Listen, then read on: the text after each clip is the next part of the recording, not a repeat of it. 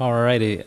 Good morning. It's a pleasure to be here to address a topic that really is so critical to us, but particularly, I'm a father of a 2-year-old, and I try to think about what his life is going to be like when he's my age. I'm 52, and in 50 years, what is it going to look like here? And based on Dr. Bosch's presentation and some of the reading and research I've done in preparation for this, it's going to be a very different place. And it's really curious.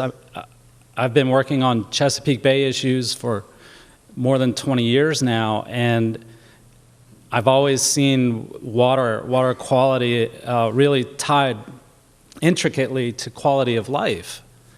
And it's one of the things like this, the water is what's brought almost everybody to the shore. It's why we're here. We love living near the water. It's peaceful. We come from water. We're made of water. And it really, I think, for me, sitting in the ocean and just feeling the ocean and taking it in makes you feel connected to this world around us in a way that you don't when you're sitting in your living room on your couch. We recreate on the water. We love it. It adds so much to our lives. There's a rich history in this area in particular of working on the water, and so it adds to our livelihoods as well as our recreation. And as Dr. Bosch mentioned, transportation, moving goods around the world in incredibly huge ships, that's driven basically all the major cities in the world to be built immediately adjacent to our waterways. It's pretty, it's integral to our lives. And the thing that I guess that really struck me during Dr. Bosch's presentation was that these coastal systems are always changing. They're dynamic. And we've built structures and cities and sewage treatment plants on dynamic systems. And that really is, over the short term, it seems like a great idea. But when you take a step back and look at long term, you've put yourself into a dynamic situation that you don't really have a lot of control over. And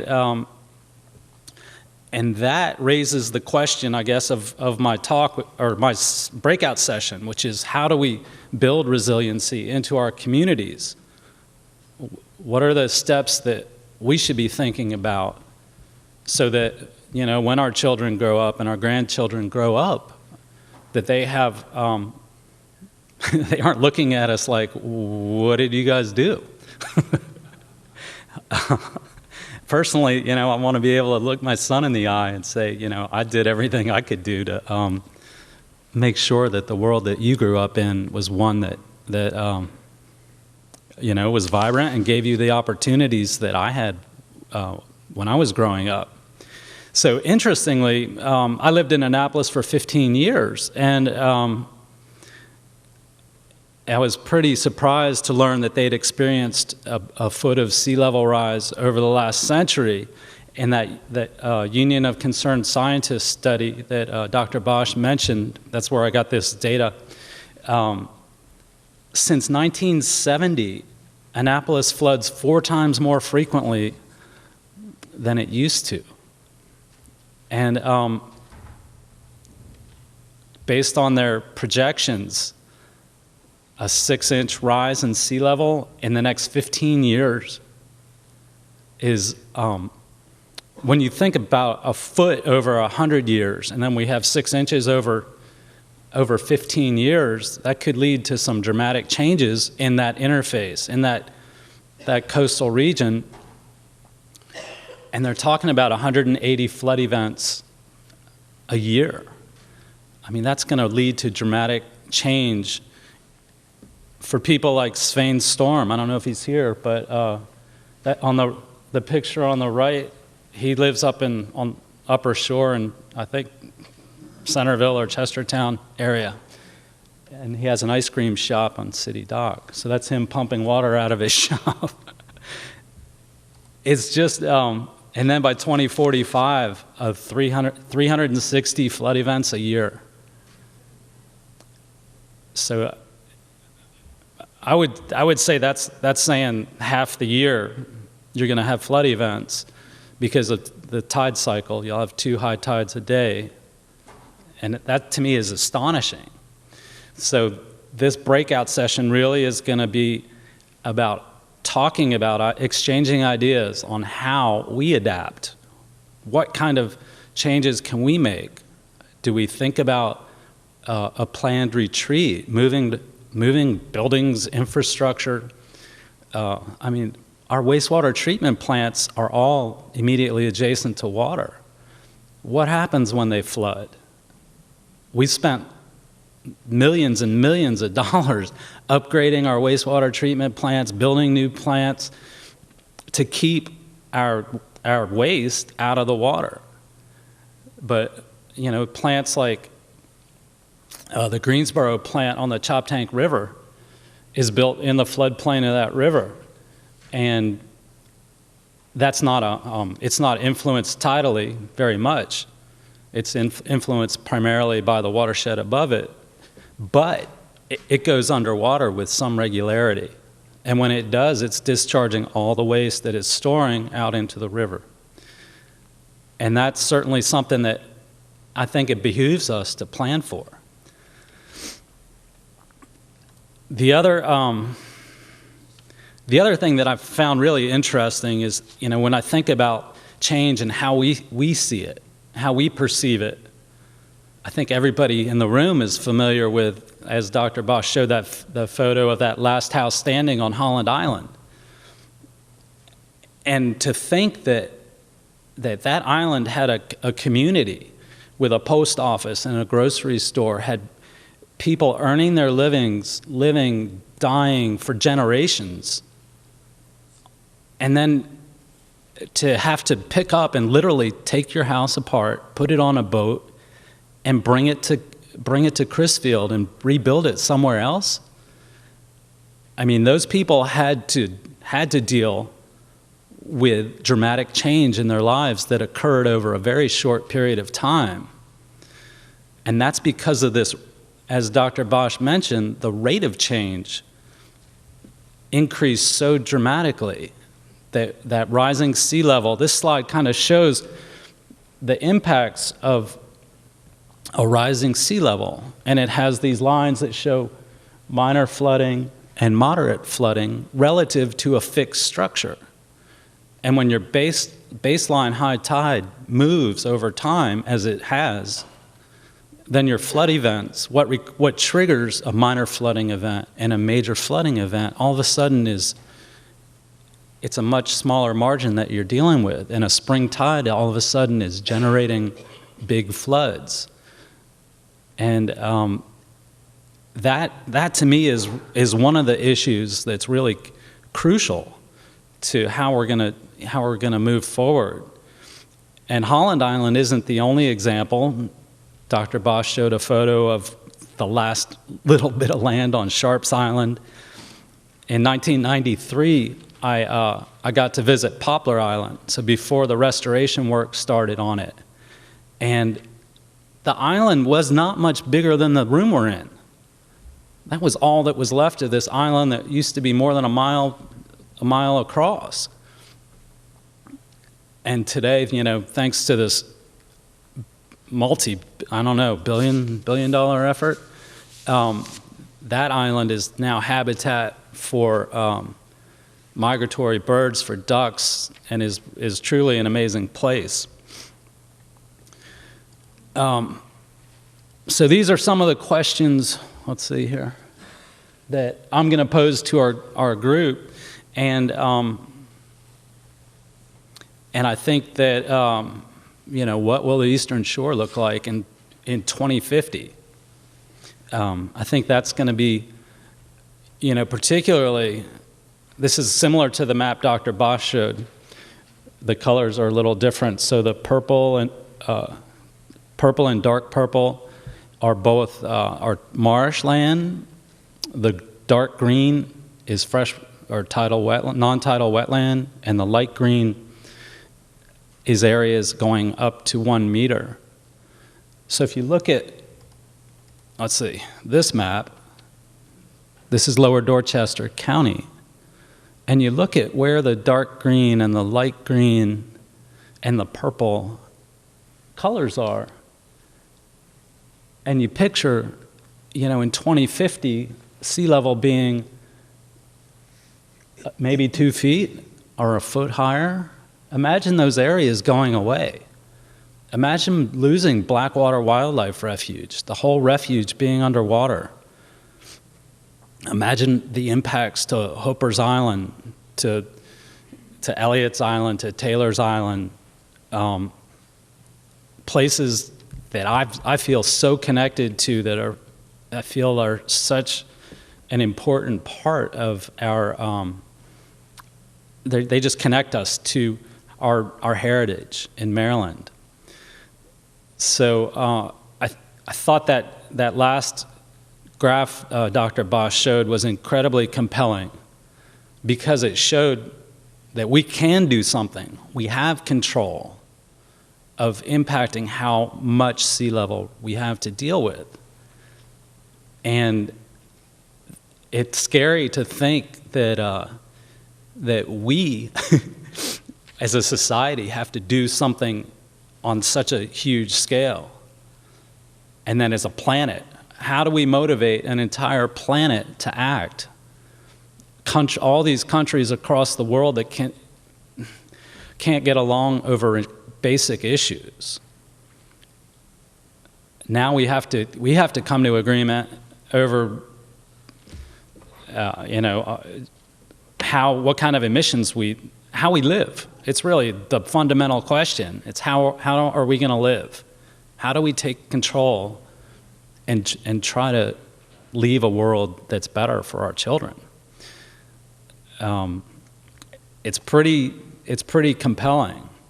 So I have one more little story I'd like to talk about. When I was with U.S. Fish and Wildlife Service back in the 90s, I had an opportunity to work with and take some training classes with, I can't read that. Say 5? 1. Okay. To work with Ralph Tyner, who was a wetlands biologist with Fish and Wildlife Service. He developed the National Wetlands Inventory. And he taught me about this phenomenon of marsh migration, how our wetlands actually migrate into the uplands. And he said that you could see it by looking at where you had a loblolly pine forest on the edge of your marsh, and that at the edge of the loblolly pines, you'd see dying trees, and if you look closely, you see that marsh migrating up into that pine forest. And I started looking for it, and sure enough, you see it everywhere, particularly in Lower Dorchester County. You drive around Blackwater, you drive around Elliott's Island, and when you see that interface of what used to be upland and wetland, you see that it's dynamic and it's changing. So my questions, the fundamental question that I want to talk about in this breakout is how we deal with that change, and it's up to us. So I think it should be an interesting discussion.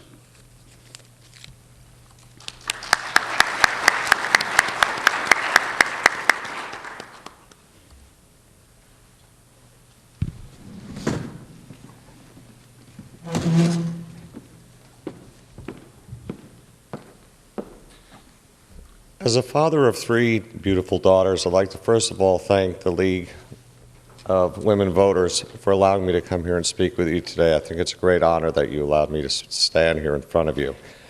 I wanted to start off by telling everybody I'm not a scientist. I haven't studied the Bay. I haven't studied sea level for years. And now that I've said that, you're probably wondering why I'm standing up in front of you as a speaker.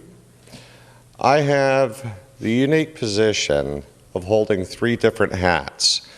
One is a councilman for the city of Crisfield.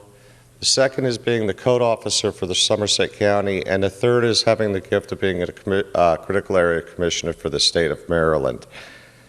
A little over 2 years ago, I was thrown into the fire and learned what sea level was, starting to learn what sea level was. Up to that point, I really didn't know much about it. I would leave that to the experts. Once Hurricane Sandy hit, the world changed for us, and it hasn't gone back.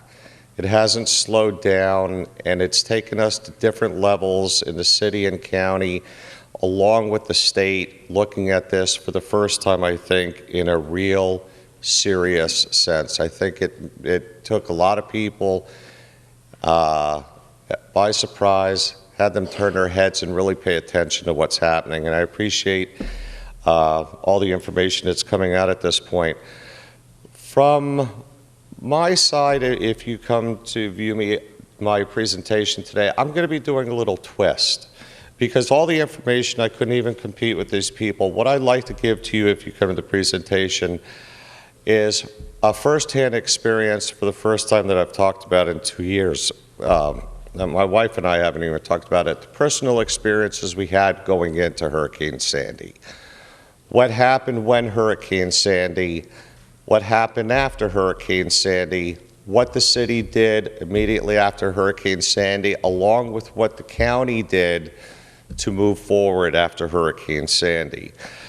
And amazingly enough, everything seemed to culminate and work together and move forward to the point where as of December 3rd of this past year, the Critical Area Commission for the first time passed a law in Article 27 which addresses sea level rise with any building that takes place on the coastline of the state of Maryland. And the Critical Area Commission is controlled of the first 1,000 feet of the coastline. It's comprised of 1 council member from each county within the state of Maryland. So I hope that you at least stop in for a few minutes. I'd like to give you a human aspect of this, and at the end of it, explain to you what we are doing as a city and a county to combat the sea level rise that we're seeing, and also what the state is implementing to try and help us protect our area. Thank you.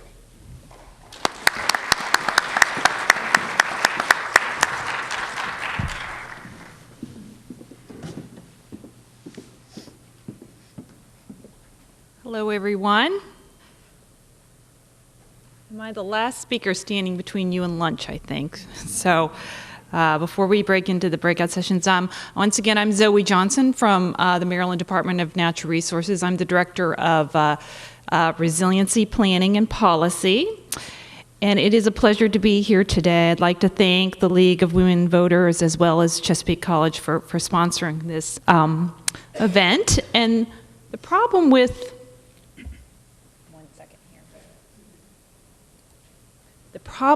the good thing about being the last speaker is you can sort of sum up what you've heard. The problem is with being the last speaker is a lot of what you were planning to talk about has already been discussed or presented. So you can see that a lot of us work together on these issues. There is a large network of scientists such as Don Bosch, as well as practitioners on the ground like Drew, as well as Mark Kanopowski, who works at the local level, who are working together to look and understand and plan and prepare for sea level rise and climate change issues on the ground. So I think you'll see that in my presentation, just in this short snippet here to really gauge your interest in participating in the breakout session this afternoon.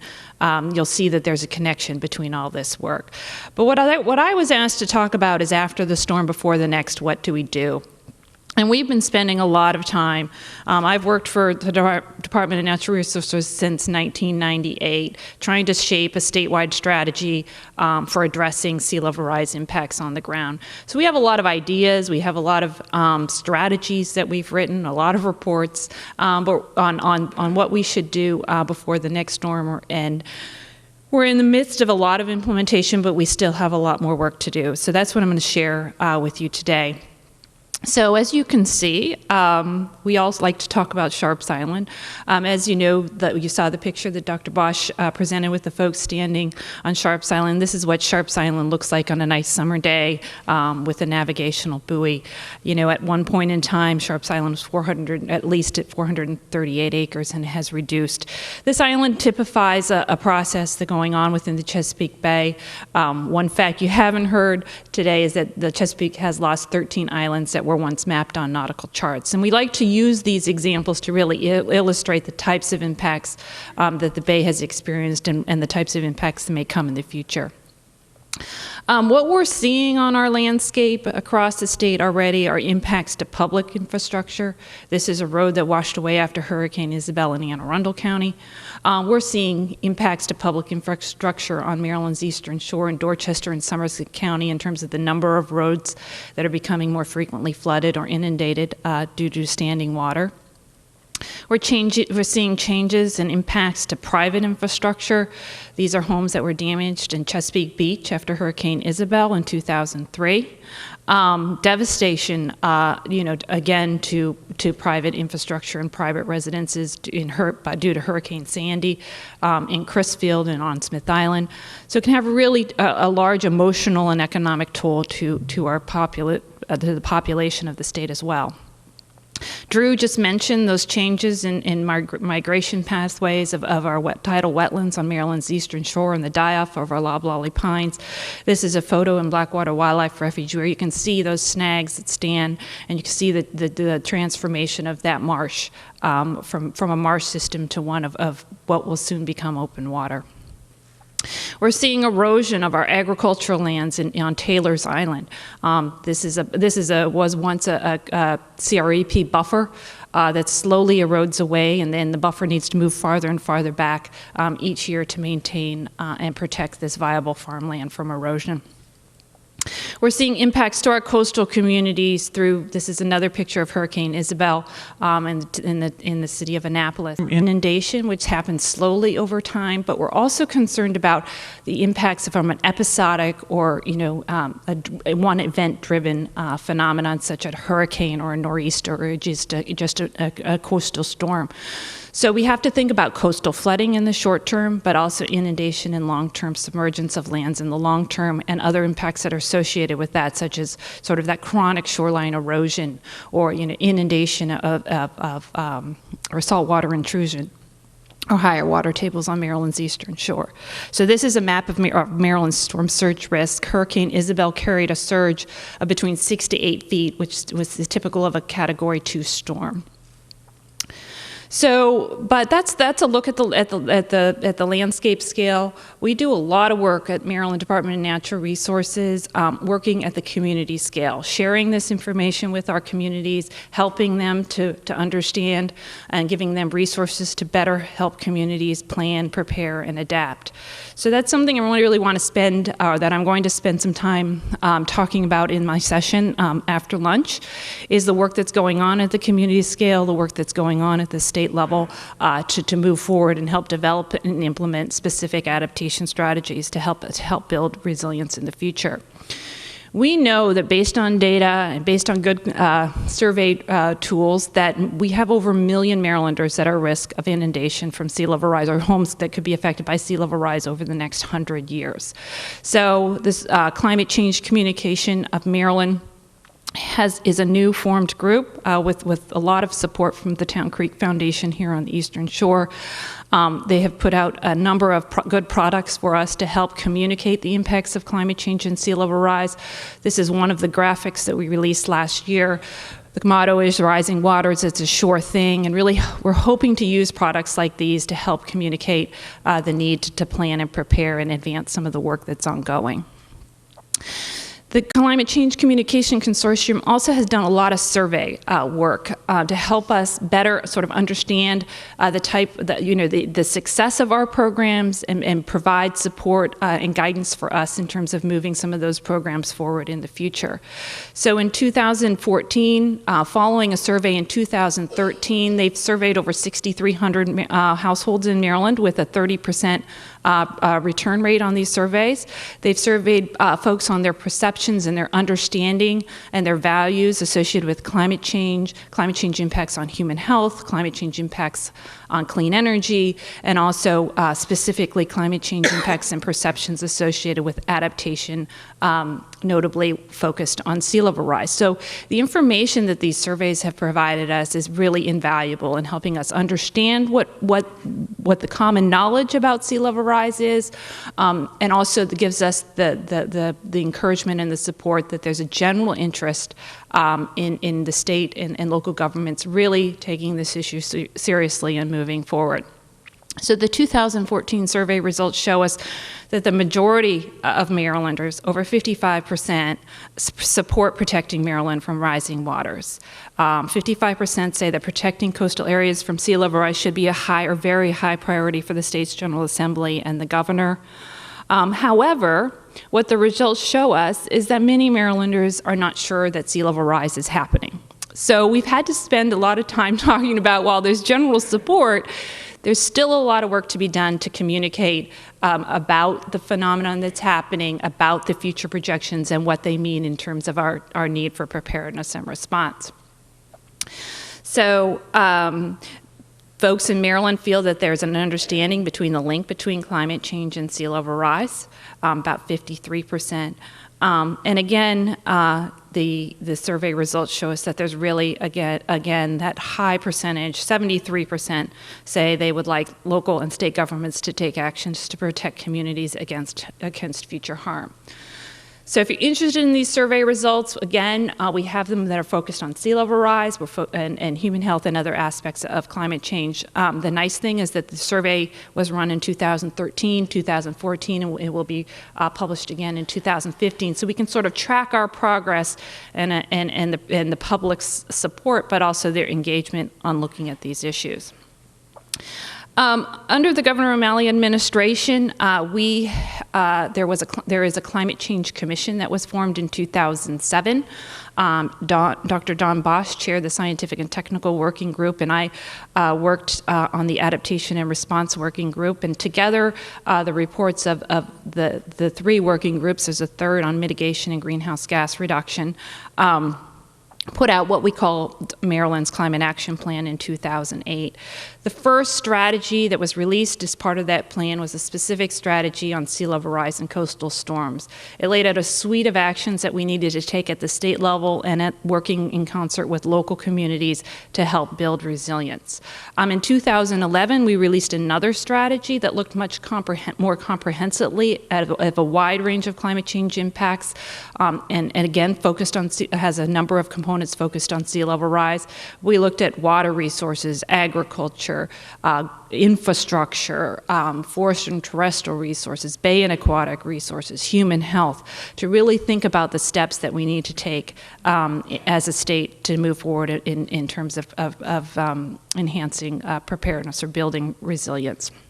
And then in 2012, as an element of Maryland's greenhouse gas reduction plan, which was required by the 2009 legislation, we again sort of took a snapshot or released a report on the steps we needed to take and the progress we've made to date to move forward with that climate change adaptation. So my session this afternoon is going to focus on this vision that we've laid out for the state and where we are in moving forward with a lot of the recommendations, but also just more generally the types of approaches that make sense and that we're working towards to help us better plan and prepare. So this vision is framed around protecting Maryland's people, our property, our natural resources, and our public investments. We need to focus on promoting programs and policies aimed at the avoidance of impact where we can, and for impacts that we're already starting to see, we need to think about how to reduce that vulnerability over time. We need to think about our sustainable how to make better sustainable investments, and how to avoid this assumption of financial risk, and particularly with respect to development and redevelopment after disasters. There's been a huge national dialogue around these issues post-Hurricane Sandy in the North Atlantic. I'm going to talk a lot about human health, emergency response. How do we protect human health, safety, and welfare? We have a lot of diverse communities. We've got environmental justice issues when it comes to sea level rise. We have some issues associated with water quality, inundation of septic systems, water treatment and wastewater treatment plants that are vulnerable, and need to talk about the design of those in light of these of changing conditions. And then lastly, I work for the Maryland Department of Natural Resources. We are very focused on how our natural systems are being impacted by the changes we're starting to see, but more importantly, we're really working to explore how we can utilize our natural systems to help build resilience in the future. How can we harness nature's ability, or nature's inherent ability, to absorb the impact of coastal storms? I'm going to spend quite a bit of time talking about that. So you've seen this slide before. This is a snapshot, the puzzle piece that was in one of our adaptation strategies. It really just focuses on that there is no single means to responding to the issues that you've heard already about this morning. There are a number of components. It's an intersection between a lot of issues and a lot of planning arenas, and I'm going to talk about each of these in more detail. So with that, I had 1 minute left. I welcome you to come to our session this afternoon after lunch, and we'll go into much more detail on specific strategies that have been laid out to address each of those individual puzzle pieces. So thank you.